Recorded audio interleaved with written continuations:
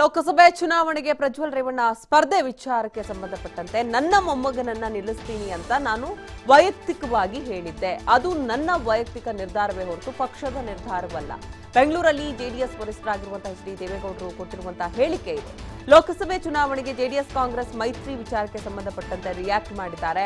Congress JDS ಕೂತು ಯಾವ ಸೀಟನ್ನು ಕೂಡ ಇನ್ನೂ ತೀರ್ಮಾನ ಮಾಡಿಲ್ಲ, ಅಂತಿಮಗೊಳಿಸಿಲ್ಲ ಅನ್ನುವಂಥ ಮಾತನ್ನ ಬೆಂಗಳೂರಲ್ಲಿ ಜೆಡಿಎಸ್ ವರಿಷ್ಠರಾಗಿರುವ ಎಚ್ ಡಿ ದೇವೇಗೌಡರು ಹೇಳಿದ್ದಾರೆ. ಅಂದ್ರೆ ಸಾಕಷ್ಟು ಹೆಸರುಗಳು ಕೇಳಿ ಬರ್ತಾ ಇದೆ ಈ ಬಾರಿಯ ಲೋಕಸಭೆ ಚುನಾವಣೆಯ ಅಭ್ಯರ್ಥಿಗಳು ಅಂತ. ಅದರಲ್ಲಿ ಪ್ರಮುಖವಾಗಿ ಜೆಡಿಎಸ್ ನಲ್ಲಿ ಪ್ರಜ್ವಲ್ ರೇವಣ್ಣ ಕಂಟೆಸ್ಟ್ ಮಾಡ್ತಾರೆ ಅನ್ನೋ ವಿಚಾರಕ್ಕೆ ಸಂಬಂಧಪಟ್ಟಂತೆ ದೇವೇಗೌಡರೇ ರಿಯಾಕ್ಟ್ ಮಾಡಿದ್ದಾರೆ. ನನ್ನ ಮೊಮ್ಮಗನನ್ನ ನಿಲ್ಲಿಸ್ತೀನಿ ಅಂತ ಹೇಳಿಕೆ ಕೊಟ್ಟಿದ್ದು ನಾನು, ಅದು ನನ್ನ ವೈಯಕ್ತಿಕ ಹೇಳಿಕೆ. ಆದ್ರೆ ಇನ್ನೂ ಯಾವುದೂ ಕೂಡ ಅಂತಿಮ ಆಗಿಲ್ಲ.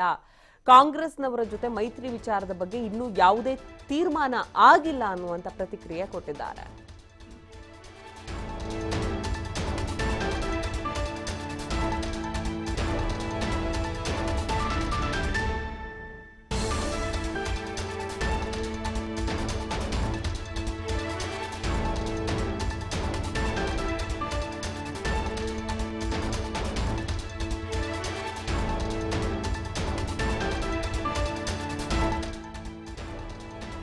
ಲೋಕಸಭೆ ಚುನಾವಣೆಗೆ ಪ್ರಜ್ವಲ್ ರೇವಣ್ಣ ಸ್ಪರ್ಧೆ ವಿಚಾರವಾಗಿ ದೇವೇಗೌಡರು ಪ್ರತಿಕ್ರಿಯೆ ಕೊಟ್ಟಿದ್ದಾರೆ. ನನ್ನ ವೈಯಕ್ತಿಕ ನಿರ್ಧಾರವನ್ನ ನಾನು ಹೇಳಿದ್ದೆ, ನನ್ನ ಮೊಮ್ಮಗನನ್ನ ನಿಲ್ಲಿಸ್ತೀನಿ ಅಂತ.